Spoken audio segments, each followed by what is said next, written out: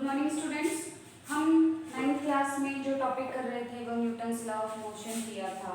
हमने Newton's first law of motion कर लिया था। Newton's first law of motion के अकॉर्डिंग क्या था कि कोई भी बॉडी अगर यूनिफॉर्म मोशन में रहेगी तो उसको यूनिफॉर्म मोशन में रखने के लिए किसी भी एक्सटर्नल एफर्ट की रिक्वायरमेंट नहीं होती। हम जो फोर्स अप्लाई करते हैं वो सिर्फ और सिर्फ फ्रिक्शनल फोर्स को, क्योंकि मोशन का अपोज करने के लिए एक फोर्स एग्जिस्ट करता है जो उस मोशन का क्या करता है, अपोज करता है। फॉर एग्जाम्पल ये कोई सरफेस है, इसके ऊपर ये बॉडी है, ये अगर बॉडी इस साइड मूव करना चाहती है तो इसके ऊपर हमने फोर्स F अप्लाई किया और इस साइड मूव करना चाहती है, तो जैसे ही ये इस सरफेस के ऊपर मोशन में आएगी तो इसके ऑपोजिट डायरेक्शन में एक फोर्स लगेगा। इस फोर्स को हम क्या बोलते हैं, फ्रिक्शनल फोर्स बोलते हैं। ठीक है। Newton's first law of motion के अकॉर्डिंग क्या है कि कोई भी बॉडी हमें अगर कंटिन्यूअस यूनिफॉर्म मोशन में रखनी है तो उसके लिए हमें किसी भी एक्सटर्नल फोर्स की रिक्वायरमेंट नहीं होती। हम जो फोर्स अप्लाई करते हैं वो सिर्फ और सिर्फ फ्रिक्शनल फोर्स को काउंटर बैलेंस करने के लिए अप्लाई करते हैं। अगर कहीं पर फ्रिक्शनल फोर्स नहीं होगा तो उस बॉडी को यूनिफॉर्म मोशन में रखने के लिए हमें फोर्स अप्लाई करने की जरूरत नहीं है। ठीक है। ये हमारा जो है हमने इनर्शिया भी किया था। इसलिए इनर्शिया क्या कहता है, इनर्शिया एक ऐसी प्रॉपर्टी है जिसकी वजह से कोई भी बॉडी अपनी स्टेट को अपने आप चेंज नहीं कर सकती। इसलिए फर्स्ट लॉ ऑफ मोशन को लॉ ऑफ इनर्शिया भी कहा जाता है। ये हम कर चुके हैं। डिफरेंट टाइप्स के इनर्शिया भी कर चुके हैं। Second, Newton's second law of motion हमने किया था। Newton's second law of motion. First law के अकॉर्डिंग हमें ये तो पता लग गया कि किसी भी बॉडी में अगर मोशन है, नॉन यूनिफॉर्म मोशन है, तो उस बॉडी के नॉन यूनिफॉर्म मोशन के लिए रिस्पॉन्सिबल कौन होता है, एक एक्सटर्नल एफर्ट लगता है जो उसकी स्टेट को चेंज करता है और उसको हम क्या बोलते हैं, एक्सटर्नल एफर्ट को फोर्स। लेकिन मेजरमेंट क्या होगी कि उस बॉडी के ऊपर कितना फोर्स एक्ट कर रहा है, that is known as the F.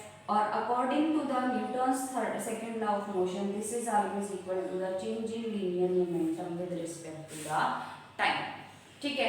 अब जो है हम यहाँ पर जब वैल्यू पुट करते हैं तो एम वी माइनस में एम यू, मतलब कि फाइनल मोमेंटम माइनस में इनिशियल मोमेंटम, एम कॉमन आ जाएगा, v माइनस में u बाय में t। Change in velocity with respect to time is always known as the acceleration. तो फोर्स जो है Newton second law of motion के अकॉर्डिंग क्या आता है, m इंटू में a। अब हमें पता तो लग गया कि फोर्स होता है, लेकिन हम जब भी कोई फिजिकल क्वांटिटी करते हैं तो उस फिजिकल क्वांटिटी के लिए हमें उसकी यूनिट्स करनी होती हैं।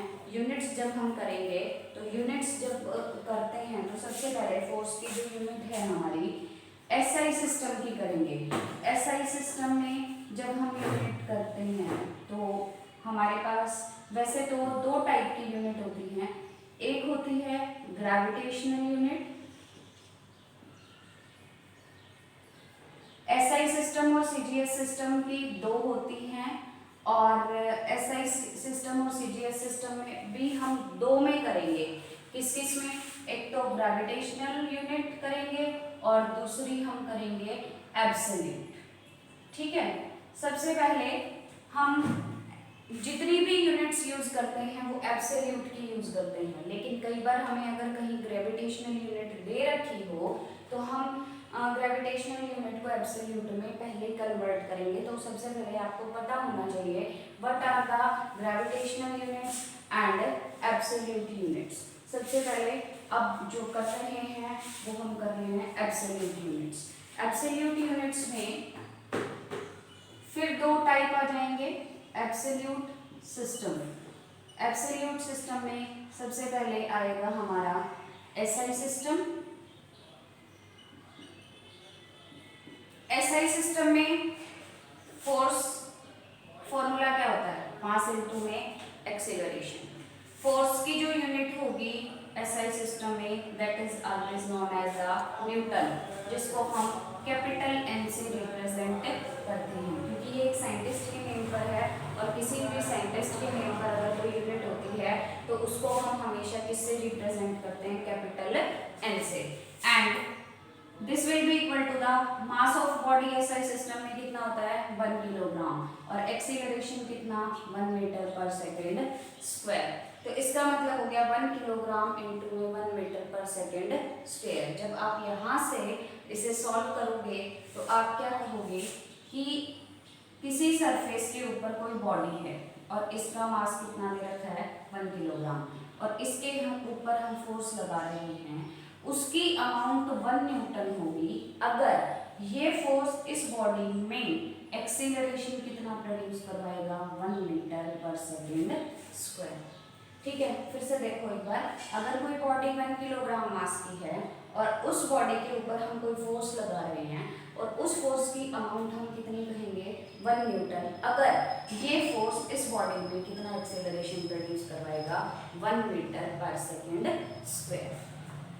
फिर हम करते हैं सीजीएस सिस्टम में। सीजीएस सिस्टम में जो यूनिट होती है वो होती है डाइन, जिसको कैपिटल डी से रिप्रेजेंट किया जाता है। वही फोर्स का फॉर्मूला m इंटू में a, फोर्स जो होगा हमारा 1 time will be equal to the CGS system में मास कितना होता है ग्राम में, एक्सीलरेशन कितना होता है 1 मीटर पर सेंटीमीटर पर सेकेंड स्क्वायर। अब इसको अगर हम डिफाइन करें तो क्या डिफाइन करेंगे कि आपके पास कोई बॉडी है जिसका मास कितना है 1 ग्राम और इसके ऊपर फोर्स लग रहा है, उसको हम 1 डाइन कहेंगे। कब? जब ये इस बॉडी में कितना एक्सीलरेशन प्रोड्यूस करवाएगा 1 सेंटीमीटर पर सेकेंड स्क्वायर। ठीक है, किसी भी बॉडी पर लग रहा फोर्स जो है वो 1 डाइन होगा अगर उस बॉडी का मास कितना हो 1 ग्राम और उसमें एक्सीलरेशन कितना प्रोड्यूस हो रहा है 1 सेंटीमीटर पर सेकेंड स्क्वायर। अब जो है हम करेंगे relation between Newton and dyne. Relation between Newton and dyne हमें करना है। हमने कहा कि 1 न्यूटन किसके इक्वल होता है 1 किलोग्राम मास की बॉडी में एक्सीलरेशन कितना प्रोड्यूस हो 1 मीटर पर सेकेंड स्क्वायर। 1 किलोग्राम को सीजीएस में कन्वर्ट करोगे तो मतलब ग्राम में कन्वर्ट करोगे, ग्राम में कन्वर्ट करोगे मतलब कि 1000 ग्राम इनटू में मीटर को सेंटीमीटर में करोगे तो 100 सेंटीमीटर। सीजीएस और एसआई सिस्टम दोनों में ही टाइम की जो यूनिट होती है वो सेकेंड होती है, इसलिए सेकेंड एज इट इज रहेगा। 3 0 यहाँ पर है, 2 0 यहाँ पर, 1 2 3 4 5 इनटू में ग्राम सेंटीमीटर पर सेकेंड स्क्वायर और ग्राम सेंटीमीटर पर सेकेंड स्क्वायर किसके इक्वल है डाइन के। तो इसका मतलब 1 Newton is equal to the, इसको हम लिख सकते हैं 10 की पावर 5 डाइन। ठीक है, तो 1 न्यूटन जो है हमारा किसके इक्वल होता है 10 टू पावर 5 डाइन के। हमने एब्सोल्यूट सिस्टम की दोनों यूनिट कर ली हैं, एसआई भी और सीजीएस भी। अब हम करेंगे ग्रेविटेशनल सिस्टम की। ग्रेविटेशनल सिस्टम में जो यूनिट होती हैं वेट और फोर्स में डिफाइन की जाती है। ग्रेविटेशनल यूनिट जो है हमारी ग्रेविटेशनल, इसमें सबसे पहले आएगी एसआई सिस्टम की। एसआई सिस्टम की ग्रेविटेशनल यूनिट जो होती है वो होती है 1 किलोग्राम वेट बोलो इसको या 1 किलोग्राम फोर्स बोलो। ठीक है, 1 किलोग्राम वेट या 1 किलोग्राम फोर्स, ये जो यूनिट है वो क्या कहती है कि कोई भी बॉडी अगर मास कितना है 1 किलोग्राम और इसके ऊपर फोर्स लग रहा है F और इसके अंदर अगर एक्सीलरेशन कितना प्रोड्यूस करवाए 9.8 मीटर पर सेकेंड स्क्वायर, तो उस टाइम पर इसके ऊपर जो लग रहा फोर्स है उसको हम बोलेंगे 1 kilogram weight. F is equal to the m into में A। M mass 1 kilogram into में एक्सेलरेशन 9.8 मीटर पर सेकेंड स्क्वायर। तो एफ जो हो गया वो हो गया 9.8 किलोग्राम मीटर पर सेकेंड स्क्वायर। अभी पिछले पार्ट में हमने दिया कि किलोग्राम मीटर पर सेकेंड स्क्वायर जो है वो किसके इक्वल होता है, न्यूटन के इक्वल होता है। इसलिए ये किसके इक्वल आ गया, जो फोर्स की यूनिट निकाल रहे थे हम 1 किलोग्राम वेट या 1 किलोग्राम फोर्स जो है वो किसके इक्वल आ गया 9.8 न्यूटन के। ठीक है, अब इसकी जो सीजीएस सिस्टम की यूनिट आती है, सीजीएस सिस्टम में हो जाएगा 1 ग्राम फोर्स या फिर 1 ग्राम वेट, ये हो जाएगा। अब इसके लिए ये कोई सरफेस है, इसके ऊपर बॉडी रखी है 1 ग्राम और इसके ऊपर फोर्स लग रहा है F, उसको हम 1 ग्राम फोर्स या 1 ग्राम वेट कहेंगे अगर ये इसमें कितना एक्सेलरेशन प्रोड्यूस करवाएगा 980 सेंटीमीटर पर second square. F is equal to m into में A। तो फोर्स जो होता है हमारा कितना है 1 gram force is equal to mass कितना 1 ग्राम, एक्सेलरेशन कितना 980 सेंटीमीटर पर सेकेंड स्क्वायर। इसका मतलब 980 ग्राम सेंटीमीटर पर सेकेंड स्क्वायर। आपको पता है ग्राम सेंटीमीटर पर सेकेंड स्क्वायर किसके इक्वल होता है, डाइन के। तो इसका मतलब हो गया 1 gram force always equal to 980 dyne. आप सारे रिलेशंस कर चुके हो न्यूटन और डाइन का।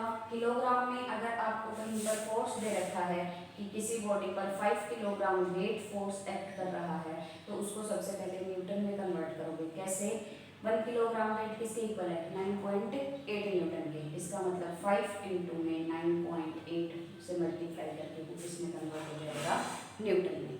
Thank you student.